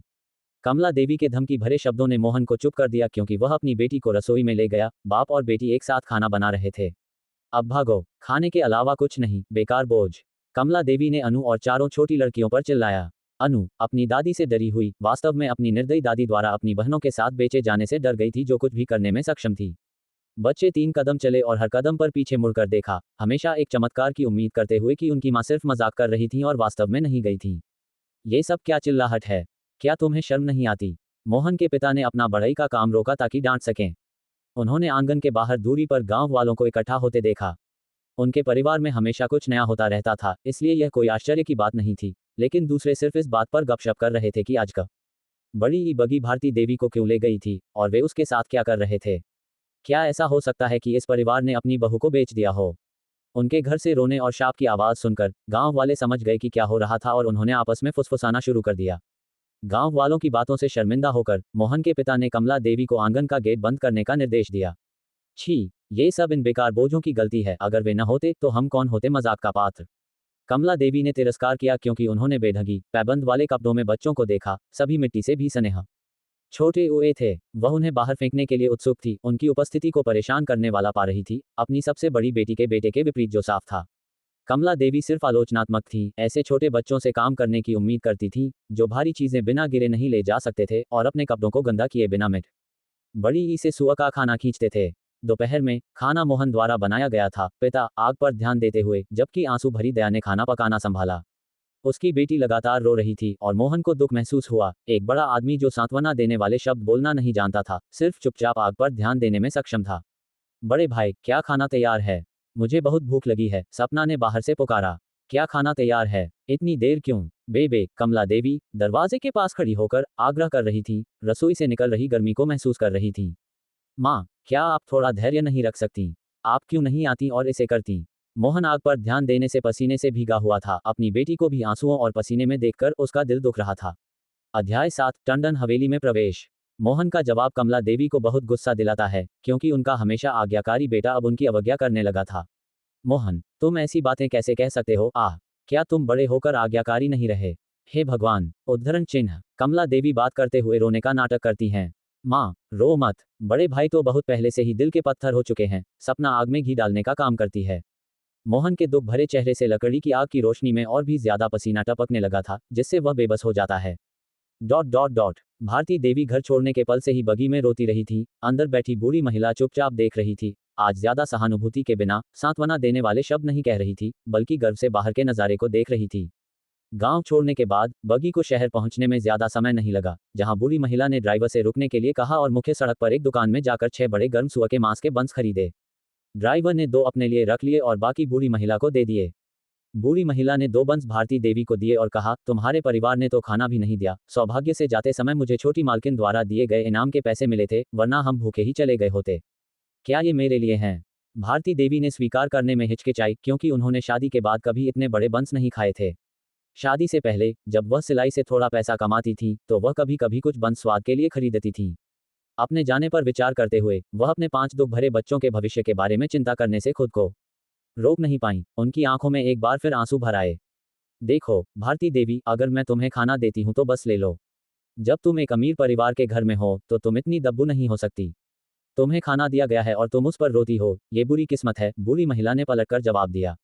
एक ऐसी व्यक्ति के रूप में जो बूढ़ी मालकिन के साथ निकटता से काम करती थी और हमेशा एक घर की नौकरानी रही थी, बूढ़ी महिला ने साफ तौर पर कभी दुख नहीं झेला था। एक अमीर परिवार के जीवन की आदि, उसने भी गरीबों के प्रति उनका तिरस्कार अपनाया, श्रेष्ठता की भावना को दर्शाते हुए। धन्यवाद। भारती देवी ने बूढ़ी महिला के व्यवहार पर ध्यान नहीं दिया। उन्होंने अपना सिर नीचे झुकाया और बंस को अपने हाथों में लिया। उन्हें छोटे छोटे टुकड़ों में खा रही थी। वह भूखी थी। घर पर बिना रुके काम करने के बाद बिना पेट भर खाना खाए और बच्चों को दूध पिलाने के कारण उनका शरीर बहुत कमजोर हो गया था। हालांकि ये प्रसव पहले की तुलना में थोड़ा आसान लग रहा था। उन्होंने कमर दर्द और सिर दर्द के सामान्य प्रसव के बाद के लक्षणों का अनुभव नहीं किया था। आधे घंटे बाद बगी जिले के एक अमीर परिवार की नीली ईंटों वाली हवेली के भव्य प्रवेश द्वार पर पहुंची। भारती देवी अशिक्षित होने के कारण साइन बोर्ड पर लिखे बड़े अक्षरों को पहचान नहीं पाईं। बगी से उतरने से पहले बूढ़ी महिला ने उन्हें सूचित किया, ये टंडन हवेली है। तुम छोटी मालकिन के बेटे के लिए दाई हो। अंदर जाने के बाद कम बोलो और ज्यादा काम करो, गपशप से बचो, अपनी बोली पर ध्यान दो और इधर उधर मत भटको। तुम्हारा मुख्य काम छोटे मालिक का अच्छे से ख्याल रखना है। हाँ, भारती देवी ने दब्बू तरीके से जवाब दिया, एक आम इंसान के लिए विशिष्ट डर दिखाते हुए सिर झुकाकर निर्देश प्राप्त किया। ये टंडन हवेली का मुख्य प्रवेश द्वार है। नौकरों के रूप में हमें सामने से प्रवेश नहीं करना चाहिए। ड्राइवर तुम्हें यहाँ सी ऑफ इसलिए लाया ताकि तुम जान सको कि सामने से कैसा दिखता है। हम जल्द ही एक तरफ के दरवाजे से अंदर जाएंगे। हाँ, उसे आदेश देने के बाद बूढ़ी महिला पहले बगी से उतरी और रास्ता दिखाया। भारती देवी पीछे पीछे एक तरफ के प्रवेश द्वार तक आई। मुख्य प्रवेश द्वार और तरफ के प्रवेश द्वार पर भी गार्ड थे। एक बूढ़ी महिला तरफ के प्रवेश द्वार पर काम कर रही थी, जो अंदर के आंगन तक जाता था। बूढ़ी महिला पहले भारती देवी को उनके क्वार्टर में ले गई, जो छोटे मालिक के आंगन के अंदर स्थित था, जिसमें नौकरानियां और युवा नौकर रहते थे। हाँ, भारती देवी ने अपने छोटे कमरे को देखा, जिसमें एक मच्छरदानी और बिस्तर था, एक नौकर और दाई का छोटा कमरा जो उनके अपने घर के शयन कक्ष से बहुत बेहतर था। हालांकि बिस्तर थोड़ा छोटा था, लेकिन एक व्यक्ति के लिए सोने के लिए काफी बड़ा था। इतने सारे बच्चों के होने के कारण वे सब घर पर एक बड़े बिस्तर पर सोते थे, जिसमें सबसे छोटा बच्चा पैर से पैर मिलाकर सोता था। न तो उसे और न ही उसके पति को मुड़ने के लिए जगह मिली थी। अपनी चीजें अभी के लिए यहाँ छोड़ दो और मैं तुम्हें छोटी मालकिन से मिलवाने ले चलती हूँ। छोटे मालिक उनके साथ हैं। जब तुम छोटी मालकिन से मिल लोगी और अगर वह या छोटे मालिक तुम्हें पसंद करते हैं तो तुम रुक सकती हो, अन्यथा तुम्हें वापस जाना होगा। हाँ, भारती देवी बूढ़ी महिला के पीछे चली, सिर झुकाकर चलती थी, किसी भी उच्च दर्जे के व्यक्ति से टकराने के डर से चारों ओर देखने की हिम्मत नहीं कर रही थी। उन्होंने खामोशी से अपने दिल में रास्ता याद कर लिया, ये जानते हुए कि आप एक भव्य घर के अलग अलग क्षेत्रों में घुस नहीं सकते हैं। एक कहानी जो उन्होंने गांव में कई बार सुनी थी। वे बगीचे से गुजरी और एक आंगन में आईं। आंगन के प्रवेश द्वार पर एक बूढ़ी महिला पहरा दे रही थी। साथ आई बूढ़ी महिला को एक अपरिचित माँ छोटी इला को अंदर ले जाते देखकर उसने एक चापलूसी से भरे चेहरे के साथ कहा, श्रीमती पाम, बधाई हो, आपको फिर से एक अच्छा काम मिला है। ये सही है, यह मालकिन और छोटी मालकिन के मेरे बारे में ऊंचा सोचने के कारण है, श्रीमती पाम ने गर्व से कहा। श्रीमती पाम के बोलने के बाद वह अंदर चलती रहीं और भारती देवी से फुसफुसाकर बोली, ये छोटी मालकिन का आंगन है, ये शिनबाग। तुम्हें छोटी मालकिन से मिलने से पहले मालकिन से मिलना चाहिए था, लेकिन मालकिन ने हमें छोटे मालिक और छोटी मालकिन को पहले तुमसे मिलने देने का निर्देश दिया। उसके बाद जब भी छोटे मालिक अपना सम्मान देने जाएंगे, वह स्वाभाविक रूप से मालकिन से मिलेंगे। हाँ, भारती देवी टंडन हवेली के नियमों को नहीं जानती थी और श्रीमती पाम की बातों को याद कर लिया। याद रखो, हमारी छोटी मालकिन गर्भवती हैं, इसलिए छोटे मालिक उन्हें परेशान नहीं कर सकते। तुम्हें छोटे मालिक के प्रति वफादार रहना चाहिए और अपन काम अच्छे से करना चाहिए। हाँ, श्रीमती पाम भारती देवी को एक कमरे तक ले गईं जहां नौकरानियां पहरा दे रही थीं और उन्होंने उनसे पूछा।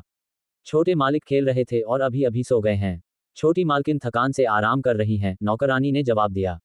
कृपया जाकर छोटी मालकिन को सूचित करें कि दाई को यहाँ लाया गया है।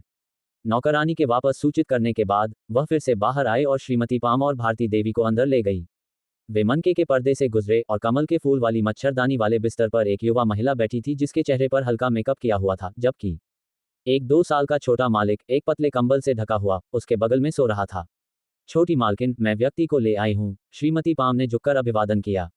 भारती देवी ने भी श्रीमती पाम की हरकत का पालन किया, पहली बार अपना सिर झुकाया, बिस्तर पर बैठे व्यक्ति को सीधे देखने की हिम्मत नहीं की। आने वाली नौकरानी द्वारा धीरे से रेशमी साटन के बेर के फूलों वाले तकियों पर सहारा देकर युवा मालकिन ने गंभीर आंखों से और एक नाजुक आवाज में, जिसमें कोई सख्ती नहीं थी, भारती देवी को देखा। क्या तुम स्वस्थ हो और क्या तुम्हारा दूध पर्याप्त है? उद्धरण चिन्ह। अपनी कमर अभी भी झुकी हुई उठने की हिम्मत नहीं करते हुए भारती देवी ने जवाब दिया, यह विनम्र महिला ठीक है, मैंने जन्म दिए हुए सिर्फ 1 महीना हुआ है और मेरा अपना बच्चा सिर्फ मेरे दूध पर ही पलता है। भारती देवी के चेहरे के भाव से युवा मालकिन ने अनुमान लगाया कि वह अपने स्वास्थ्य के बारे में सच कह रहे हैं। बड़ी ही थी। जैसे ही वह कुछ और कहने वाली थी, 2 साल का बच्चा जो अभी अभी शांत हुआ था वह हिलने लगा, अपनी नाक सिकोड़ी, अपनी आंखें खोली और चिल्लाया, माँ, मुझे दूध चाहिए। युवा मालकिन ने भारती देवी को बुलाया और अपने 2 साल के बेटे से कहा, मेरे बच्चे, माँ ने तुम्हें दूध पिलाने के लिए एक दाई ढूंढ ली है। दाई। 2 साल का छोटा मालिक अचानक उठकर बैठ गया, अपनी माँ के ऊपर से चढ़कर फर्श पर उतरने का लक्ष्य रखता हुआ भारती देवी की तरफ बढ़ रहा था। क्या तुम छोटे मालिक को नहीं उठाओगी? श्रीमती पाम ने आदेश दिया। हाँ, भारती देवी आज्ञाकारी रूप से 2 साल के बच्चे को उठाने के लिए गईं। दाई, मुझे दूध चाहिए। यह। भारती देवी ने श्रीमती पाम, युवा मालकिन और उसकी नौकरानी की तरफ देखा, शर्मिंदा महसूस कर रही थीं।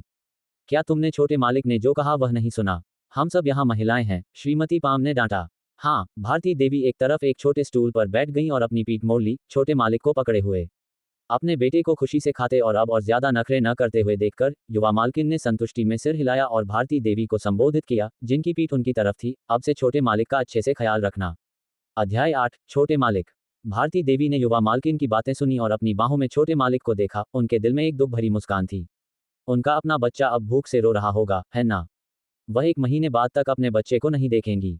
क्या उनका बच्चा उन्हें, उसकी जन्म देने वाली मां को पहचानेगा? हाँ, छोटी मालकिन। अच्छी तरह से पेट भर जाने के बाद छोटा मालिक भारती देवी की बाहों में सो गया था। वह संतुष्ट नींद का एहसास। भारती देवी ने नाजुक बच्चे को नीचे देखा और सोचा कि अगर यह उनका अपना बच्चा होता तो कितना अद्भुत होता। उन्होंने सोचा कि उनका अपना बच्चा अब कैसा होगा। क्या वह रो रहा होगा और अपनी मां को पुकार रहा होगा, भूख से आंसू बहा रहा होगा? उनकी आंखों में आंसू भर आए, लेकिन उन्होंने उन्हें रोक लिया। युवा मालकिन के सामने रोने की हिम्मत नहीं की। श्रीमती पाम, छोटे मालिक की दाई को नीचे ले जाओ। बाद में खाने के लिए वापस आना, युवा मालकिन ने कहा। अपने बेटे के पिछले कुछ दिनों के नखरों के कारण थका हुआ महसूस कर रही थी। छोटे मालिक के क्वार्टर तक वापस जाते समय श्रीमती पाम ने भारती देवी से बात की, जो छोटे मालिक को पकड़े हुए थी। भारती देवी, अगर छोट ए मालिक अभी भी दूध के लिए नखरे नहीं कर रहे होते, क्योंकि उनकी पिछली दाई को दूध की कमी के कारण निकाल दिया गया था, तो तुम्हें यह विशेषाधिकार लेने की बारी नहीं आती। भारती देवी, जो अपने आंसू रोक रही थी, अब एक टपक गया। वह घर पर दुख सहना पसंद करती, जहां वह रोज अपने बच्चे को देख सकती थी, बजाय इसके कि अपने बच्चे को इन सुखों का आनंद लेने के लिए छोड़ दें।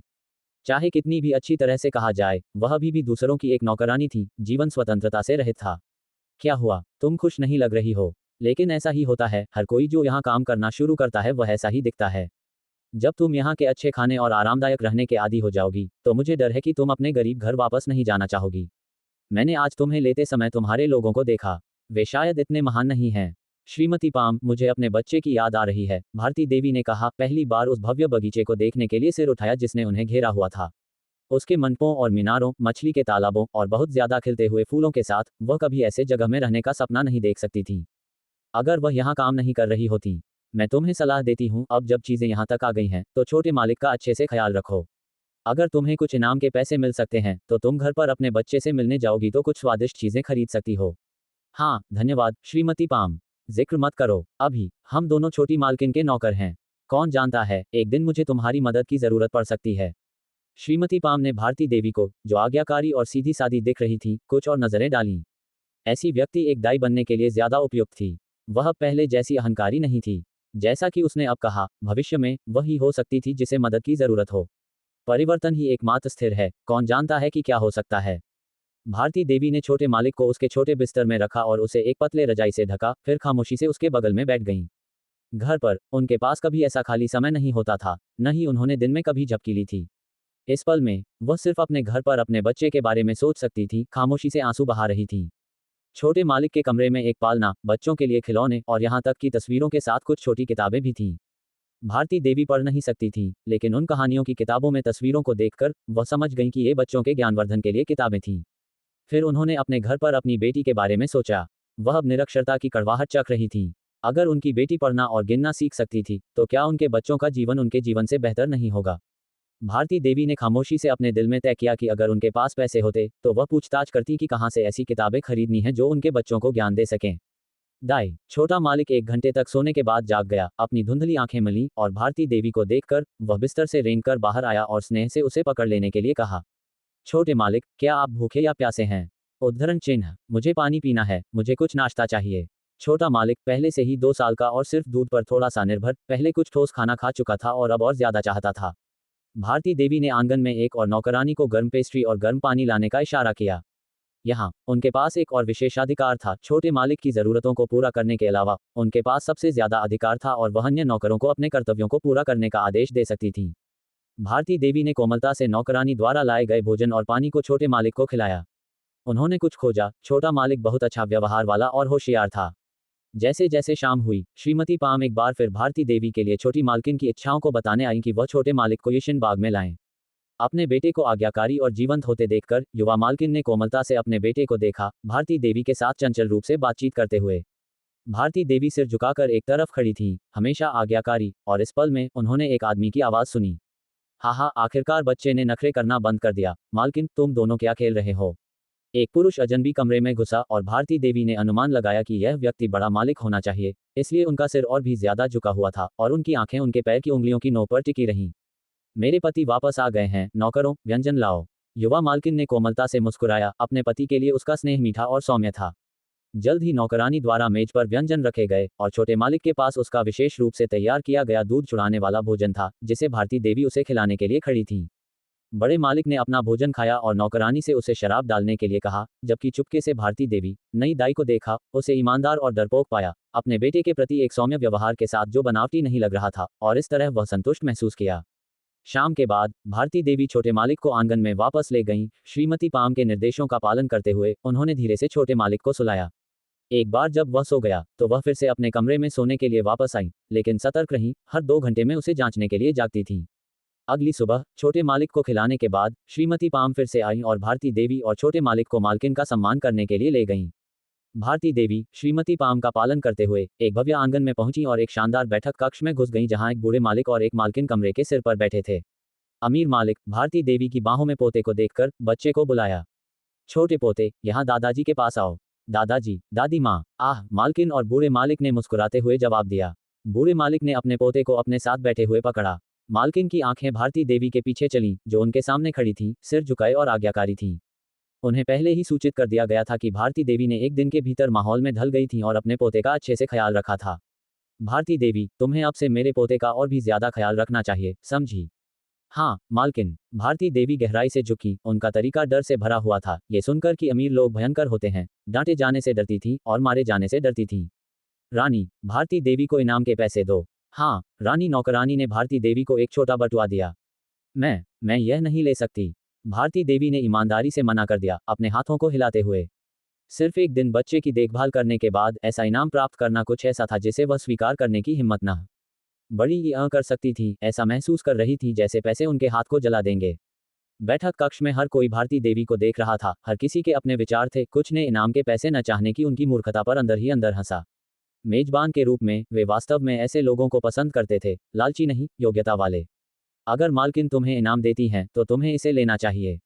बस भविष्य में छोटे मालिक का अच्छे से ख्याल रखना जारी रखो। श्रीमती पाम ने सही समय पर भारती देवी को प्रोत्साहित किया। भारती देवी ने अपना सिर श्रीमती पाम की तरफ मोड़ा और उसे सिर हिलाते हुए देखकर आखिरकार कांपते हुए हाथों से बटुए को लिया, यह महसूस करते हुए कि अंदर तांबे के सिक्के नहीं बल्कि टूटी हुई चांदी थी। उन्होंने बटुए को रख लिया और धन्यवाद व्यक्त करने के लिए घुटनों पर बैठ गईं। अध्याय 9, विश्वासघात। भारती देवी तब से टंडन हवेली में एक दाई के रूप में काम कर रही थीं और उस दिन से बस गई थी। हर दिन अपने बच्चों को याद करते हुए और अपनी भावनाओं को छोटे मालिक पर डाल रही थी। छोटे मालिक भारती देवी से बहुत ज्यादा जुड़ गए थे, जिससे युवा मालकिन, उनकी अपनी माँ, थोड़ी ईर्ष्यालु हो गई थी। अगर वह गर्भवती नहीं होती और बच्चे की देखभाल करना असुविधाजनक नहीं होता, तो वह सच में नहीं चाहती कि उनका बेटा दाई के ज्यादा करीब आए। भारती देवी जो कपड़े लाई थी वे पहनने योग्य नहीं थे, लेकिन श्रीमती पाम ने कुछ सामान भेजा था, जिसमें कपड़े बदलने के लिए एक सेट सूती अंडरवियर और अस्तर वाली पैंट, साथ ही सिलाई के लिए सामान भी था। ये जानते हुए कि उनके 5 बच्चे थे और उन्हें कुछ टुकड़े और कपड़े दिए, ये कहते हुए कि यह मालकिन द्वारा इनाम में दिया गया था। भारती देवी ने खुशी से उन्हें स्वीकार कर लिया, ये जानते हुए कि उनके बच्चों के कपड़े बार बार पैबंद लगाए गए थे। 8 साल की दया ऐसे कपड़े पहनती थी जो उसकी छहोती चाचियों ने छोटी लड़कियों के रूप में पहने थे। ठंडे मौसम में बच्चों के पास कभी मोजे या जूते नहीं थे। सौभाग्य से उनके कुशल हाथों ने बच्चों के लिए घास के जूते बुने थे। छोटी मालकिन द्वारा दिए गए सामान ने उन्हें छोटे मालिक के झपकी लेने के दौरान सिलाई करने की अनुमति दी। समय बीत गया और उन्हें अपनी सभी सोच इन सामानों पर डालने की भी अनुमति दी। दाई, छोटा मालिक अपनी झपकी से जाग गया और बिस्तर से रेंग कर बाहर आया। भारती देवी के बगल में बैठ गया जब वह छोटे जूते बना रही थी। अपने पैरों को देखा, फिर छोटे जूतों को देखा, यह महसूस करते हुए कि वे बिल्कुल उसके पैर में नहीं आते। छोटे मालिक, आप जाग गए। क्या आप भूखे हैं? क्या आपको श्रद्धांजलि अर्पित करने की जरूरत है? जब भारती देवी पहली बार हवेली में आई तो वह छोटे मालिक से वैसे ही बात करती थी जैसे वह घर पर अपने बच्चों से शौच और पेशाब करने के लिए करती थी, लेकिन बाद में एक नौकरानी ने उन्हें याद दिलाया कि शौच और पेशाब कर ना कहना सभ्य नहीं था और उन्हें छोटे मालिक को श्रद्धांजलि अर्पित करना कहना चाहिए। 2 साल के छोटे मालिक को अच्छी तरह से सिखाया गया था। वह कुछ रोजमर्रा के शब्दों को समझता था और बिस्तर में पेशाब या शौच नहीं करता था। भारती देवी छोटे मालिक को कमरे के शौचालय में ले गईं और फिर वापस आकर बैठ गईं। छोटे मालिक, क्या आप कुछ पानी चाहेंगे? मुझे कुछ दूध चाहिए। छोटे मालिक खुद से भारती देवी के शरीर पर चढ़ गया। ठीक है। भारती देवी ने इन दिनों के दौरान पहले ही अपने काम को एक काम की तरह मानना बंद कर दिया था। छोटे मालिक का बगल में रहने से उन्हें अपने बच्चों के लिए प्यार को छोटे मालिक पर स्थानांतरित करने की अनुमति मिली। दिन रात रोना नहीं बल्कि बस उन्हें अपने दिल में रखना। छोटे मालिक का पेट भरने के बाद उसने भारती देवी द्वारा बिस्तर के बगल में रखे छोटे जूतों को देखा और अधूरे जूतों को अपने पैरों पर रख लिया। छोटे मालिक, सावधान रहें, वहां एक सुई है। भारती देवी ने अभी अभी बात खत्म की थी जब छोटे मालिक का छोटा हाथ एक सुई से चुभ गया था। क्या दर्द होता है? भारती देवी ने छोटे मालिक के हाथ की जांच की जिसमें एक छोटा छेद था लेकिन खून नहीं बह रहा था। बच्चों में कम खून होता है और एक छोटा छेद हानिकारक नहीं था। दाई, अब दर्द नहीं होता। मुझे सामान रख देने दो और तुम्हें फिर से चोट लगने से बचाओ। दाई, ये जूते इतने छोटे हैं, क्या वे गलत बन गए हैं? ये मेरे पैर में नहीं आते। छोटे मालिक, मैंने सुना है कि आपके कपड़े और जूते सब घर पर कढ़ाई करने वाली महिला द्वारा बनाए गए हैं। दाई की कारीगरी अच्छी नहीं है, छोटी मालकिन शायद इसकी सराहना न करें। क्या वे उस भाई के लिए हैं जिसे मेरी माँ ने अभी तक जन्म नहीं दिया है? उद्धरण चिन्ह, नहीं, छोटी मालकिन के लिए चीजें दूसरों द्वारा बनाई जाती हैं। ये जूते और कपड़े दाई को मालकिन द्वारा उसके बच्चों के लिए इनाम में दिए गए थे। क्या दाई के घर में एक छोटा भाई है? नहीं, दाई के पास 3 बड़ी बहनें और 2 छोटी बहनें हैं, सबसे छोटी बस 1 महीने से ज्यादा की है। ओह, भाई नहीं, तो मैं उसके साथ खेल नहीं सकता, छोटी बहनें बहुत रोती हैं और मजेदार नहीं होती। छोटे मालिक, दाई की बड़ी और छोटी बहनें बिल्कुल नहीं रोती। भारती देवी ने एक कोमल मुस्कान के साथ यह कहा। तो वे बहुत प्यारी बड़ी और छोटी बहनें होंगी। मैं छोटी बहनों को देखना चाहता हूँ। छोटे मालिक, दाई का घर बहुत बहुत दूर है, मैंने सुना है कि एक बार मिलने में 1 महीना लगता है। तो मैं दाई के साथ वापस जाकर बड़ी और छोटी बहनों को देखना चाहता हूँ, या बहनों को यहाँ मेरे साथ खेलने के लिए लाओ। हम नहीं कर सकते। हम क्यों नहीं कर सकते, दाई? मैं चाहता हूँ। छोटे मालिक, अच्छे रहो। आपको ये जानना चाहिए कि यहाँ हम जो भी करते हैं उसे दाई और मालकिन द्वारा अनुमोदित होना चाहिए। न तो आप और न ही मैं प्रभारी हूँ, श्रीमती पाम ने कहा। ओह, छोटे मालिक ने जवाब दिया, कुछ हद तक समझ में आया। जब वे बोल रहे थे, दरवाजे के बाहर एक नौकरानी ने दूसरी नौकरानी के साथ एक नज़र का आदान प्रदान किया और फिर जाने के लिए मुड़ गई। आंगन में लोग सब युवा मालकिन के विश्वसनीय थे। कुछ गड़बड़ देखकर वे युवा मालकिन को रिपोर्ट करने चले गए। क्या भारती देवी निजी सिलाई कर रही हैं और छोटे मालिक को चोट पहुंचाई है? हाँ, उनकी बातचीत सुनकर हम पास गए और देखा कि छोटे मालिक के हाथ से खून नहीं बह रहा था। छी, ये फिर भी एक गंभीर पाप है। उसकी हिम्मत कैसे हुई मेरे खजाने को चोट पहुंचाने की? उसे सजा मिलनी चाहिए। भारती देवी में सच में कुछ हिम्मत है कि वह अपने कमरे में निजी सिलाई कर रही है। मालकिन ने उसे इतनी सारी चीजें दी और यहाँ तक कि तांबे के सिक्के भी इनाम में दिए, सिर्फ इसलिए क्योंकि उन्होंने उसकी दुर्दशा देखी और वह छोटे मालिक की दाई थी। उन्होंने उसे विशेष अनुग्रह दिखाया। भारती देवी सच में नहीं जानती कि वह कब अच्छी स्थिति में है। एक नई दाई जो अभी अभी शुरू हुई थी उसे उसके आने पर इतनी उदारता से इनाम दिया गया, पूरे हवेली की लाडली बन गई। ये खबर सब में फैल गई, उन लोगों में ईर्ष्या पैदा कर रही थी जिनके पास मजबूत जड़ें नहीं थी, कुछ को से अपने एक व्यक्ति से बदलने के लिए प्रेरित कर रही थी। भारती देवी को यहाँ लाओ, मैं व्यक्तिगत रूप से उससे पूछताछ करूंगी। युवा मालकिन स्वाभाविक रूप से दयालु दिल की थी, लेकिन छोटे मालिक उनका बच्चा था। उन्होंने अपने बच्चे का भारती देवी पर भरोसा भी महसूस किया, जिसने एक माँ के रूप में उनके दिल में एक कड़वा स्वाद छोड़ दिया। नौकरानी ने शिष्टाचार दिखाया और चली गई, छोटे मालिक के आंगन की तरफ बढ़ती हुई। उसने एक और नौकरानी के साथ नजरें मिलाईं और छोटे मालिक के कमरे में प्रवेश किया। भारती देवी और छोटे मालिक एक चित्र वाली किताब देख रहे थे, छवियों के माध्यम से कहानियां सुना रहे थे, कुछ ऐसा जिसे वह भी, जो पढ़ नहीं सकती थी, समझ सकती थी। हा हा, छोटे मालिक खुशी से हंसा। भारती देवी के चेहरे पर एक कोमल मुस्कान खिली, उस पल में खुश थी। भारती देवी के खुशी भरे भाव को देखकर नौकरानी अप्रसन्न महसूस कर रही थी और यहाँ तक कि सोचा, अब तुम खुशी से हंस रही हो, लेकिन जल्द ही तुम उतनी ही दुखी हो जाओगी। उसे यकीन नहीं था कि युवा मालकिन भारती देवी को किसी से पिटवाएगी या नहीं। भारती देवी, युवा मालकिन आपको अपना सम्मान देने के लिए बुलाती हैं। ठीक है। भारती देवी छोटे मालिक को अपने साथ ले जाने के लिए उठाने वाली थी। भारती देवी, युवा मालकिन ने कहा कि सिर्फ आपको आना है। भारती देवी ने धीरे से छोटे मालिक को नीचे रख दिया, लेकिन वह उनसे चिपटा रहा, उनकी पोशाक के दामन को पकड़ लिया, उन्हें जाने देने के लिए अनिच्छुक था। दाई, मुझे पकड़ो। छोटे मालिक, भारती देवी अभी वापस आ जाएंगी। ये नौकरानी आपको पकड़ेगी। दरवाजे पर खड़ी एक और नौकरानी ने पेशकश की, छोटे मालिक को उठाते हुए। नहीं, नहीं, मैं जाना चाहता हूँ। छोटे मालिक ने संघर्ष किया। छोटे मालिक, अच्छे रहो। दाई जल्द ही वापस आ जाएगी। छोटे मालिक को आश्वस्त करने के बाद और उसकी अनिच्छुक नजर उनके पीछे जा रही थी, जैसे कि वे जीवन और मृत्यु में अलग हो रहे हों। क्यों भारती देवी के दिमाग में ऐसे शब्द आए? दूसरी नौकरानी अपने होठों को घुमाते हुए रास्ता दिखा रही थी, अपने आप में सोच रही थी कि युवा मालकिन की सजा उसे जिंदा छील सकती है या यहाँ तक कि उसे हवेली से निकाल सकती है, और क्या वह वापस लौट सकती थी, यह एक और मामला था। भारती देवी नौकरानी के पीछे युवा मालकिन के आंगन के बैठक कक्ष में गईं, जहां साथ आई नौकरानी ने युवा मालकिन का अभिवादन किया और फिर एक तरफ खड़ी हो गई, जो कुछ भी सामने आने वाला था उसे देखने के लिए तैयार थी। भारती देवी, डरपोक और दब्बू, गहराई से झुकी। यहां तक कि वह जितनी भोली थी, वह भी बैठक कक्ष के माहौल में कुछ अजीब महसूस कर सकती थी। मुख्य सीट पर बैठी युवा मालकिन सख्त लग रही थी। भारती देवी, सिर झुकाए हुए, यह नहीं जानती थी कि उन्होंने क्या गलत किया होगा, घबरा कर कहा, युवा मालकिन, भारती देवी सम्मान देने के लिए यहाँ हैं। अध्याय 10, हम गरीब हैं। युवा मालकिन की सख्त नजर एक चाकू की तरह भारती देवी में गड़ गई। भारती देवी, क्या तुम अपने अपराध से अवगत हो? भारती देवी भयभीत होकर युवा मालकिन के सामने घुटने टेक दी, उनका शरीर कांप रहा था। एक अमीर परिवार की मालकिन की उप स्थिति में एकमात्र आम इंसान के रूप में वह दोनों हीनता और डर से भरी हुई थीं। युवा मालकिन, भारती देवी नहीं समझती कि युवा मालकिन किस अपराध का जिक्र कर रही हैं।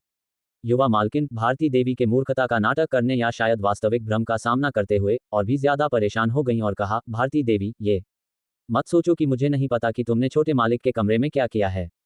तुम्हारी हिम्मत कैसे हुई वहां निजी काम करने की और यहां तक कि छोटे मालिक पर एक सुई का इस्तेमाल करने की? तुम्हें क्या सजा मिलनी चाहिए? उद्धरण चिन्ह, मैं अपनी गलती मानती हूँ, भारती देवी ने स्वीकार किया, ये जानते हुए कि वह किसी और की छत के नीचे थीं और सिर झुकाने के अलावा उनके पास कोई विकल्प नहीं था। सेवा के लिए पैसे स्वीकार करना स्वाभाविक रूप से अपमानजनक था और एक गृहिणी के रूप में उनका दर्जा उनकी गरीब पृष्ठभूमि के साथ मिलकर एक अमीर परिवार का बड़ी मालकिन को नाराज करने का जोखिम नहीं उठा सकता था। युवा मालकिन शुरू में इतनी क्रोधित थी कि वह भारती देवी को पिटवाना चाहती थी, लेकिन फिर भारती देवी की उपयोगिता पर विचार किया और अपनी खुद की गर्भावस्था को देखते हुए वह किसी को भी जल्दबाजी में सजा नहीं दे सकती थी। छी, यह मानते हुए कि यह तुम्हारा पहला अपराध है, मैं तुम्हें एक चेतावनी दूंगी। अगर अगली बार ऐसा हुआ तो तुम्हें परिवार के अनुशासन का सामना करना पड़ेगा। हाँ, युवा मालकिन, भारती देवी फिर से ऐसा करने की हिम्मत नहीं करेगी, भारती देवी ने जमीन पर माथा टेकते हुए कहा। उठो, तुम्हें अब से छोटे मालिक के प्रति और ज्यादा चौकस रहना चाहिए और उसी गलती को नहीं दोहराना चाहिए, युवा मालकिन ने कहा और फिर भारती देवी और नौकरानी को एक इशारे से दूर कर दिया। हाँ, भारती देवी का दिल कांप रहा था क्योंकि वह खड़ी हुई और अस्थिर कदमों से बाहर चली गईं, ऊंचे और नीचे। पहले एक अमीर परिवार के सख्त नियमों के बारे में सुनकर उन्हें पहली बार अनुभव करने से वह पूरी तरह पसीने से भीग गईं। भारती देवी, तुम कितनी भाग्यशाली हो, युवा मालकिन ने तुम्हें सजा नहीं दी, नौकरानी ने तिरस्कार के साथ कहा क्योंकि उसने भारती देवी को सिर झुकाकर चलते हुए देखा। हाँ, युवा मालकिन दयालु हैं। भारती देवी को संदेह था कि यह व्यक्ति ही हो सकता है जिसने उनके गलत काम की रिपोर्ट की थी, लेकिन उन्हें कोई आपत्ति व्यक्त करने की हिम्मत नहीं थी। हवेली में लोग अपने मालिकों के प्रति वफादार थे और उनकी आंखें के रूप में सेवा करते थे, खासकर छोटे मालिक जैसे युवा के आसपास। मालिक उन्हें और भी ज्यादा ध्यान देते थे। छी, नौकरानी ने अपने होंठ सिकोड़े, लेकिन उसे भारती देवी को बहुत ज्यादा नाराज करने की हिम्मत नहीं थी। अगर भारती देवी को कुछ रीढ़ की हड्डी मिल जाती तो बदला लेने की कोशिश करती, तो यह उस पर ही उल्टा पड़ जाता। उस दिन के बाद भारती देवी ने छोटे मालिक के बिस्तर के सामने निजी काम करने की हिम्मत नहीं की। वह इसके बजाय रात में छोटे मालिक के गहरी नींद में सो जाने तक इंतजार करती और तेल के दिए के नीचे काम करती, गुड़ियों के लिए जूते, कपड़े, रुमाल और मोजे बनाती थीं। भारती देवी एक अमीर परिवार के लिए दाई के रूप में काम करने चली गईं और उनके पिछले काम दया, अनु और सान्या पर आ गए। इन बच्चों में सबसे बड़ा 8 साल का था और सबसे छोटा बस 3 साल से ज्यादा का था। वयस्कों के काम करने की कोशिश कर रहे थे, खासकर दया, जिसने माँ का काम लिया था कि वह पहाड़ी पर घास काटे और उसे वापस ले जाए। एक 8 साल के बच्चे की ताकत सीमित होती है, वह हर एक बंडल में 30 पाउंड से ज्यादा घास ले जाती थी, थोड़ी दूर चलने के बाद आराम करती थी। उसकी छोटी बहनों ने लकड़ी इकट्ठा की थी और छोटे हाथों के साथ वे उसके साथ साथ चलती थीं और आराम करती थीं। जैसे जैसे मौसम गर्म होता गया, पसीने से भीगे हुए कपड़े बच्चों के शरीर से चिपक गए। यहाँ तक कि जब वे गिरते थे तो वे अपने दांत पीसते थे, उठते थे और काम करना जारी रखते थे। दया, तुम इतनी मेहनती हो, क्या तुम भाई से मदद चाहती हो? गुड़गुड़ शरारती लड़कों के एक समूह का नेतृत्व करते हुए भी लकड़ी इकट्ठा करने के लिए बाहर था, पक्षियों के घोंसलों पर हमला करने के लिए पेड़ों पर चढ़ रहा था और अपने शोर शराबे वाले मजे का आनंद ले रहा था।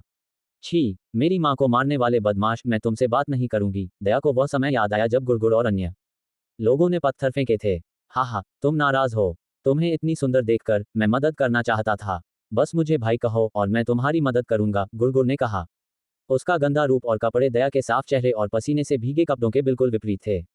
उसने घर जैसे वयस्कों के खेल के बारे में सोचा और लड़कियों का एक साथ छेड़खानी करने वाले नाटकीय दुष्टों के शरारती व्यवहार की नकल की। चले जाओ, तुम गंदे हो। दया गुड़गुड़ का सामना करते हुए, जो 1 साल बड़ा और बेहद शरारती था, अपनी नवजात बहन की तुलना में भी अभी भी नाक बह रही थी और गंदा था, उसने घृणा के साथ उसे दूर किया।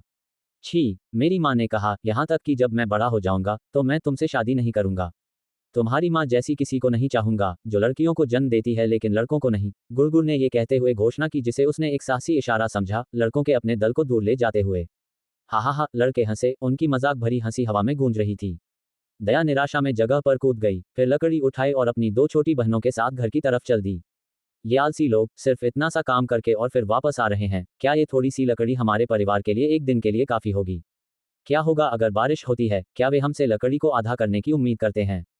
कमला देवी की आंखें गुस्से से भड़क उठी, क्योंकि भारती देवी हमेशा पूरे परिवार के कपड़े धोती थी और वह उन्हें बहुत साफ धोती थी। जब से भारती देवी जिले गई थी, कमला देवी सुबह उठती और दया के दरवाजे पर दस्तक देती, उसे कपड़े धोने और खाना बनाने के लिए कहती थी। दया अपने धीमे चाल के साथ नाश्ता बना सकती थी लेकिन कपड़े धो नहीं सकती थी। जब तक सूरज आसमान में ऊंचा होता, वह कोई और काम नहीं कर पाती थी। कमला देवी के पास कोई विकल्प नहीं था, लेकिन कपड़े धोने का काम अपनी दो बेटियों को सौंप दिया, खाना बनाना खुद के लिए रख लिया, जबकि बाहरी खेत का काम, घास काटना और सुअर का खाना इकट्ठा करना दया और उसकी दो बहनों के लिए छोड़ दिया गया। कमला देवी दिन में 3 बार खाना बनाते हुए, रसोई जैसे गर्म जगह में काम करते हुए दोनों ही गर्मी और थकान महसूस करती थी, और अब वह अपनी सबसे बड़ी बेटी के घर बच्चों की मदद करने नहीं जा सकती थी और उसकी तरफ से शिकायत की जाती थी। घर पर सबसे छोटे 2 बच्चों के बारे में कमला देवी को उनकी जांच करने की परवाह नहीं थी और बस उन्हें नजरअंदाज कर दिया। मोहन हताशा में सिर्फ दोनों छोटे बच्चों को कमरे में रहने दे सकता था, हर 1 या 2 घंटे में उनकी जांच करने के लिए अंदर जाता था। उसे ये देखकर बहुत राहत मिली कि उसकी 2 छोटी बेटियां बहुत समझदार थीं और रोती या नखरे नहीं करती थीं। तनुषी ने पहले ही देख लिया था कि उसकी मां के जाने के बाद उसे पीने के लिए दूध नहीं मिलेगा और सिर्फ पानी मिलेगा। जैसा कि उम्मीद थी, उसे दिन में 3 बार चावल का पानी मिला, जो इतना पतला था कि उसे अब पेशाब करने की जरूरत नहीं थी, जिससे उसका छोटा दिल भूख से दर्द में था। वह सिर्फ आध्यात्मिक झरने के पानी की चुस्की ले सकती थी जब कोई ध्यान नहीं दे रहा था और जब उसकी बड़ी बहन सो रही थी। 1 महीने से ज्यादा की होने के कारण वह अभी तक खाली जगह में प्रवेश नहीं कर सकती थी और सिर्फ अपनी इच्छा का उपयोग करके झरने का पानी निकाल सकती थी। उसने पहले अपनी 3 बड़ी बहनों की मदद करना चाहा था ताकि उनके कमजोर और थके हुए शरीर को पोषण मिल सके, लेकिन दुर्भाग्य से वह रेंग नहीं सकती थी, हिल नहीं सकती थी और उन्हें पीने के लिए खाली जगह से पानी नहीं दे सकती थी। रात में बिस्तर पर लेटे हुए मोहन अब पिता और मां दोनों की भूमिका निभाते हुए आखिरकार अपनी पत्नी की कठिनाइयों को समझा।